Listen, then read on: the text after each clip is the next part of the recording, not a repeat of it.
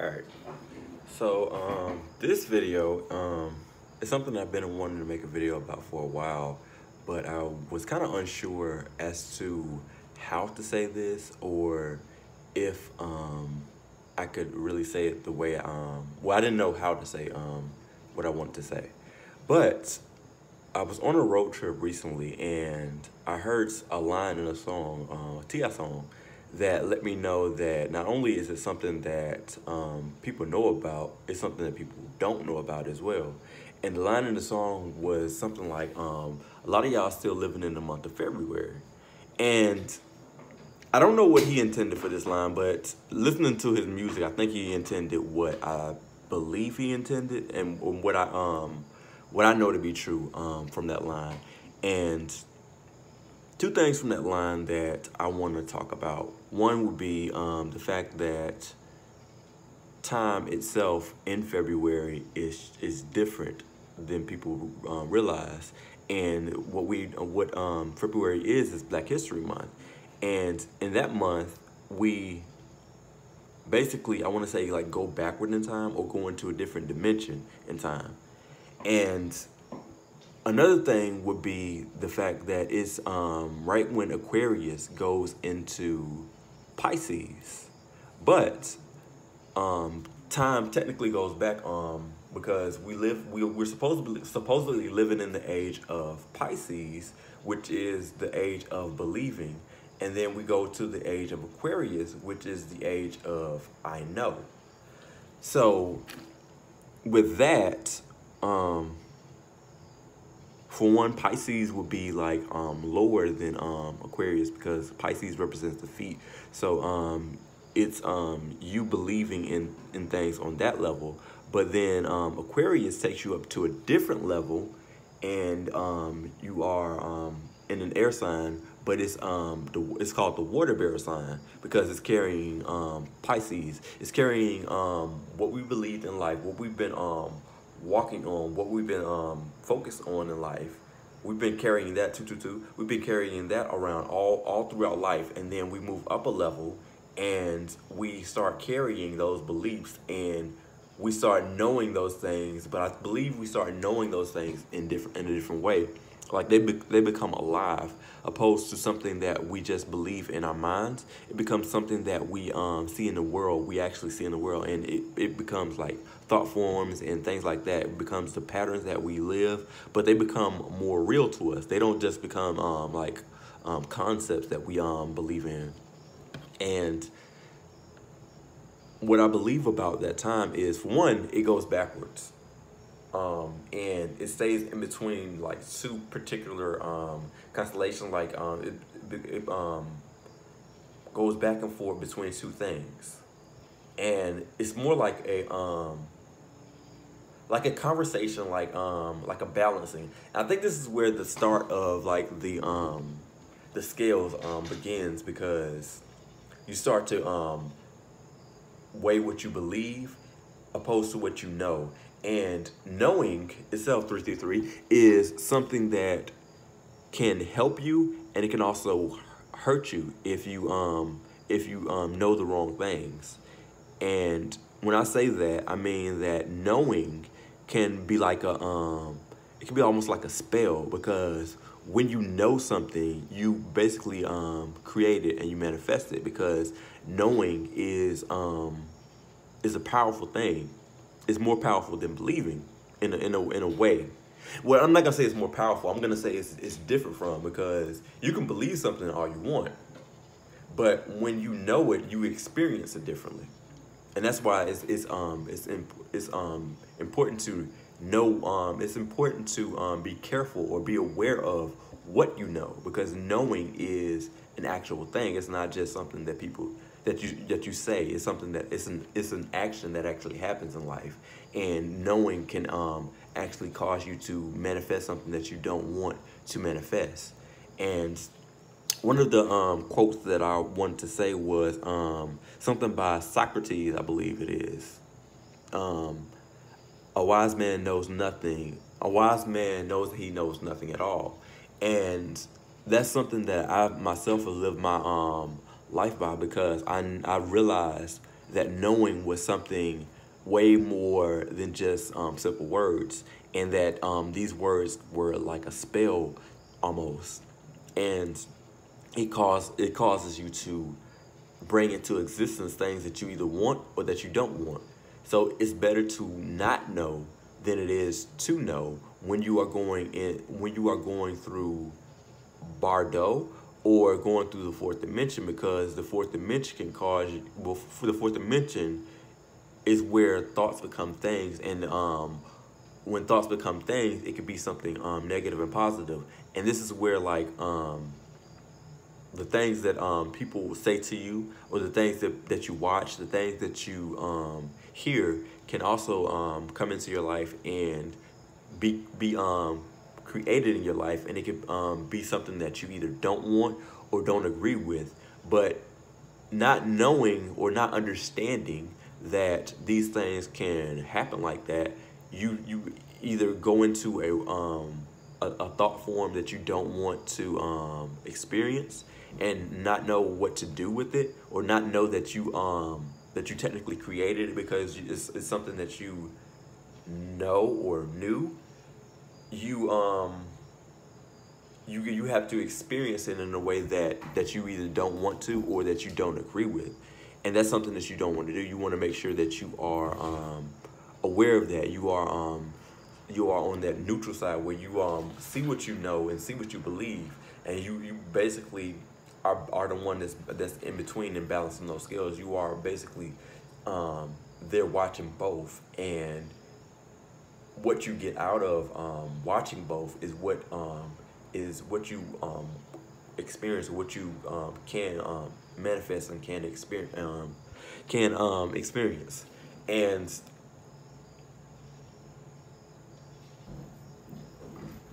I want to talk a little bit more about the age of Aquarius, because the age of Aquarius is an interesting time, because something I learned from somebody on Twitter. Well, I was reading one of the tweets one day, and they were saying that Aquarius is very interesting because Aquarius is about freedom, but it's also a fixed sign, and so it's technically stuck in its ways, but it at the same time wants freedom. So like when we are in an age of Aquarius, we are actually shedding like parts of ourselves, or we're required to shed parts of ourselves, or we cling to parts of ourselves, and that is our freedom, or the things that we shed becomes our freedom. So it's like two sides. It's two sides of the same coin, and it's very interesting because it can be freedom for you, or it can be like a prison that you think is freedom, and you want to be in a place of freedom, and you want to have that rise of consciousness above like just simply knowing that things can possibly be something, that it could be like something that you believe, knowing that it's something more than that you just believe.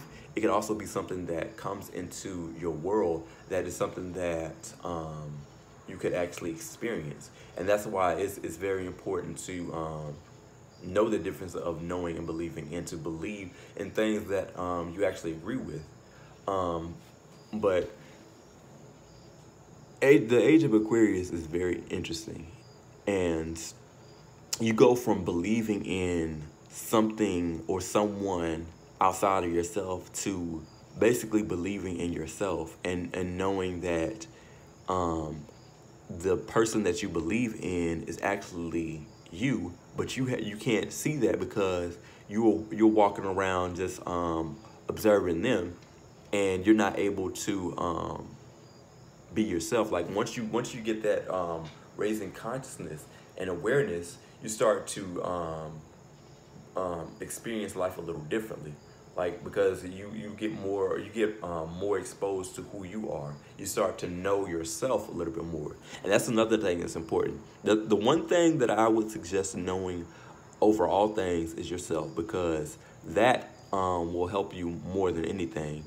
And it's not bad to know yourself. It's bad to believe that you are something or someone that you are not. Like believing that you are someone else, or that you have to follow someone else, or someone else is greater than you.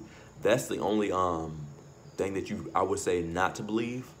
But you have to get to that level of consciousness yourself. Like, you have to reach that realization on your own. That's not something that I can tell you to not believe in.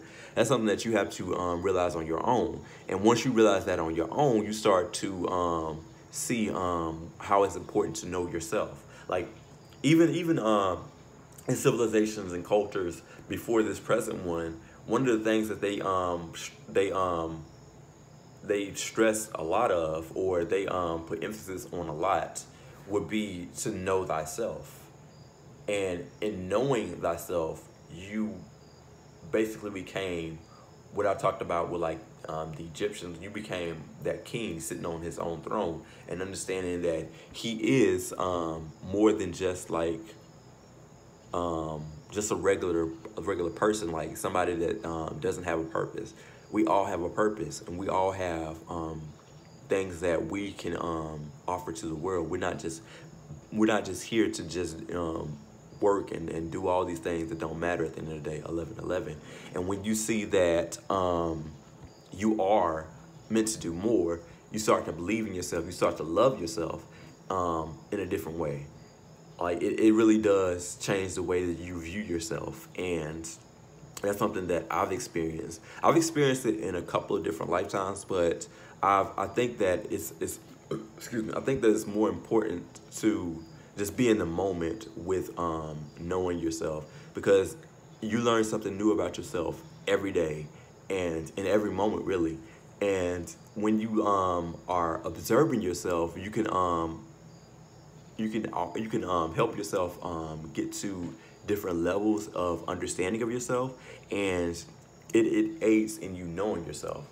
So and that's really important for you to do in this world. That's one of your purposes, is to understand who you are and what your purpose is in this world, and what gifts that you have to offer this world. 12-12. And the gift that you have to offer this world is basically why you're here, but it can also help you get free from the bondage that you've been under, and the things that you believe that you have to do basically to be here, but not knowing exactly why. Like you are in a state of being unsure of what it is that you are doing, or what you are here for. And when you don't examine these things, when you're not able to have the freedom to examine these things, you start to believe in the make-believe world, because a lot of this world is make-believe world. And that's why it's also called the age of Pisces, because a lot of this stuff is stuff that somebody else manifested, and we start believing in it, and we start to interact with it in a way that we thought that it was real and that it had to be. But that's not what it is. That's not what the world is. It doesn't have to be in the way that we've been taught that it has to be, and brought up to believing that it has to be. Like, we literally can change the world with the way that we believe in things, and the way that we do things, and how we speak things into existence. The way we create things, we speak things into existence. But the way we create things and the way things manifest is how the world is supposed to be for us. It's not supposed to be this collective consciousness of confusion. It's supposed to be a collective consciousness of love and helping each other, which is interesting about this year 2020, because a lot of what I've realized just today actually is that we're moving into a state of like helping one another and standing up for each other, and really showing up for each other, and wanting to like see each other prosper and live, and to have justice, and basically be in that heart chakra. Like, we're not in our lowest state as a society so much anymore. We're moving away from that way of thinking, and that's something that's a beautiful thing to really notice, and really to be a part of. Even in whatever way that we are a part of it, because not everybody is protesting, not everybody is on the front lines of the situation. We are all we're all adding our energy to the collective in the way that we're meant to add our energy to the collective. This is one of the ways I'm adding my energy to the collective, by just basically being like a speaker of the time, and in documenting my journey, and in documenting what my condition is as a human being in this time is important to the collective consciousness as someone protesting, because they are doing something to help in a physical way. I'm doing it in more of a spiritual way, even though I believe that both are spiritual, and they can help with us, and like it can like be like almost like a detox in a way, because at the end of the day, that protesting it can like change energy, because it doesn't necessarily just have to be physically protesting. The physical protests do matter, but the raising consciousness of what happens from the protesting is what could be the spiritual contribution of that. And yeah, so it all has a purpose, and there's just something that I've been thinking, I thought about today, and it's something that I really appreciate and love that I'm a part of in this time. Just living in this time is very interesting. Like, you see many times repeating themselves at once, well, in 1 year, but a lot of the energy is being detoxed and cleansed, and that's something it's a beautiful thing. Like, we are really moving into a different age or time, and just to see what's on the other side of this would be a very beautiful, very interesting thing. And yeah, I think that's pretty much all I want to say about the age of Aquarius at this time. And yeah, yeah. But with that being said, I love you, and I hope that you have a great day.